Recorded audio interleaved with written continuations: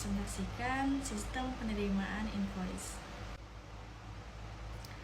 Alasan pembuatan sistem penerimaan tanda invoice yaitu sistem tanda terima invoice penting bagi finance karena menjadi bukti penerimaan dokumen, menghindari duplikasi pembayaran, mempermudah tracking dan audit, meningkatkan transparansi, serta mengurangi resiko kehilangan dokumen dan fraud.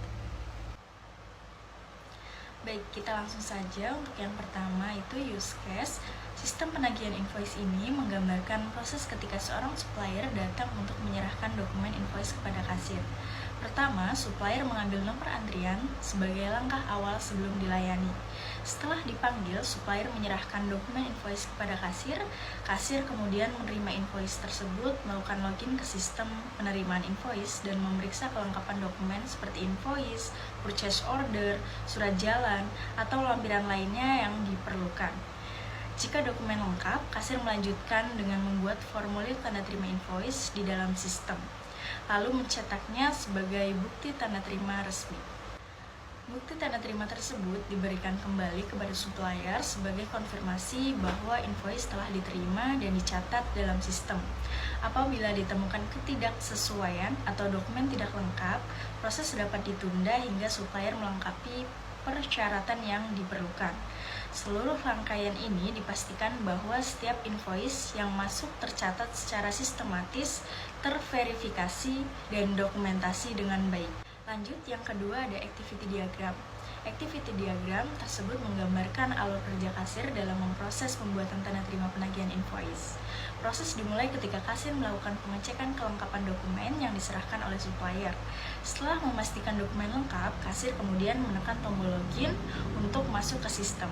Sistem selanjutnya menampilkan form pembuatan tanda terima yang akan diisi oleh kasir. Langkah pertama yang dilakukan adalah menginput identitas supplier, kemudian menginput nominal penagihan sesuai dengan dokumen yang diterima. Setelah semua informasi diisi, sistem penyimpanan data tersebut ke dalam database.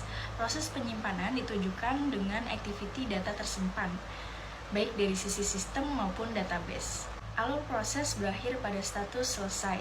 Diagram ini menunjukkan kolaborasi antara kasir, sistem, dan database dalam memastikan data penagihan tercatat dengan benar dan lengkap. Lalu yang ketiga ada sequence diagram. Sequence diagram menggambarkan urutan interaksi antara dua aktor utama, yaitu supplier dan kasir. Proses dimulai ketika supplier menyerahkan dokumen penagihan kepada kasir. Setelah menerima dokumen tersebut, kasir kemudian masuk ke dalam web sistem untuk memulai proses input data. Dalam sistem, kasir menginput data penagihan yang berasal dari dokumen yang diberikan supplier, seperti identitas supplier, nomor invoice, nominal tagihan, dan informasi pendukung lainnya. Setelah semua data berhasil diinput, sistem akan memproses penyimpanan data dan menghasilkan output berupa bukti penyimpanan yang kemudian dapat dicetak oleh kasir.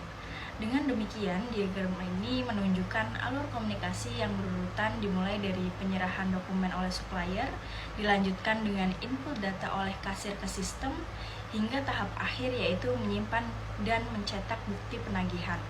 Sequence diagram ini menegaskan bahwa setiap langkah terjadi secara berurutan dan saling berkaitan, memastikan proses pencatatan penagihan berlangsung sistematis dan terdokumentasi.